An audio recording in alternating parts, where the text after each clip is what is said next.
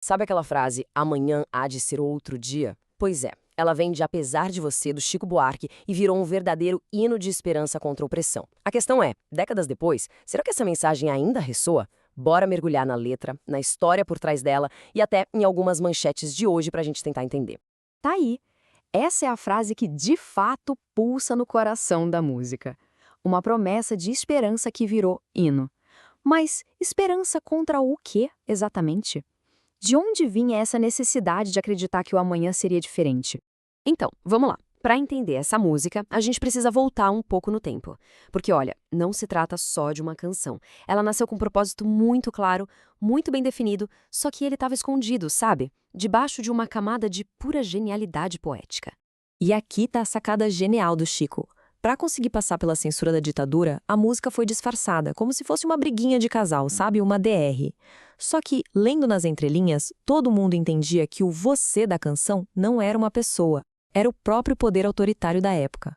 A letra desenha um retrato muito, mas muito vívido do clima daquele tempo. Pensa só nesse trecho. Minha gente hoje anda falando de lado e olhando para o chão. Isso é, uau, é uma descrição perfeita do medo, da falta de liberdade, daquela sensação de que tinha sempre alguém vigiando. Agora, vamos ver de perto como a letra constrói essa figura do opressor. É interessante que ela não dá um nome, né? Mas descreve com uma precisão cirúrgica a natureza desse poder. A música já abre assim, ó. Hoje você é quem manda. Direto, inquestionável, não tem espaço para conversa. A hierarquia está muito clara. O poder naquele momento era todo desse você. E se ainda restava alguma dúvida, vem essa parte. Falou, tá falado. Não tem discussão, não.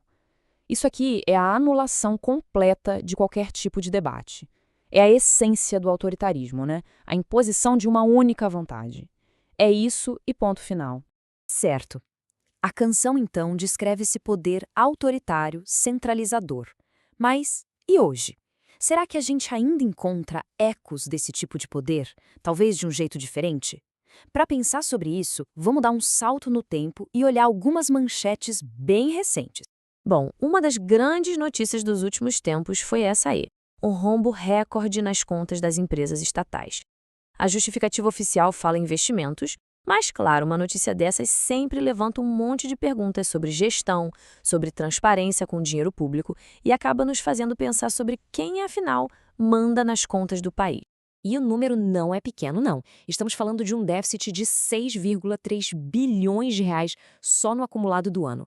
É um valor recorde que, querendo ou não, impacta a vida de todo mundo e, claro, gera um debate enorme sobre quais são as prioridades de quem está no poder. E olha, o cenário é ainda maior. Se a gente pegar só um mês de novembro, por exemplo, o déficit total das contas públicas foi de 14,4 bilhões. As estatais são uma parte disso, como a gente vê aqui, o que só mostra a complexidade de um sistema onde as decisões de um grupo pequeno afetam, e muito, a saúde financeira do país inteiro. E tem mais um ponto que entra nessa discussão toda: a gestão dos gastos. Por exemplo, bem na semana do Natal, o governo liberou 1,5 bilhão de reais em emendas parlamentares. São decisões assim, sabe, que levantam aquele debate sobre como o poder é negociado, muitas vezes longe dos nossos olhos. Para completar o cenário, a gente ainda tem investigações bem complexas rolando, envolvendo várias esferas de poder. Apurações sigilosas no sistema financeiro de um lado, pedidos de investigação que chegam lá no Supremo do outro, tudo isso acaba criando um clima de desconfiança, de questionamento sobre quem fiscaliza quem. Um eco, talvez, daquela vigilância que a música descrevia. Ok, depois de ver tudo isso, a gente chega no ponto principal. Como é que a gente conecta os temas daquela canção com o que a gente vive hoje? A pergunta que não quer calar é: será que a voz do Chico ainda fala com a gente? Pensa bem, a música fala de amor reprimido, de grito contido, de samba no escuro. São sentimentos de frustração, né? Uma energia que está ali, presa, esperando a hora de sair. Será que essas metáforas que falam de resistência e esperança ainda fazem sentido para os desafios de agora? Então, de um lado, a gente tem o você da canção, um poder autoritário, claro, inquestionável. Do outro, a gente tem as manchetes de hoje, que falam de déficits, de gastos, de investigações super complexas que parecem acontecer num universo distante. A forma como o poder se apresenta com certeza mudou, mas a pergunta é: será que a sensação de impotência lá na ponta continua a mesma? E a gente termina com esse verso, que talvez seja o mais desafiador de todos. Repara que não é uma pergunta, é quase uma afirmação. É sobre resiliência coletiva. E a reflexão final que a música deixa no ar é justamente essa.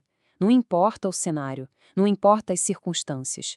O que é que sustenta a esperança de que, apesar de você, amanhã há de ser outro dia?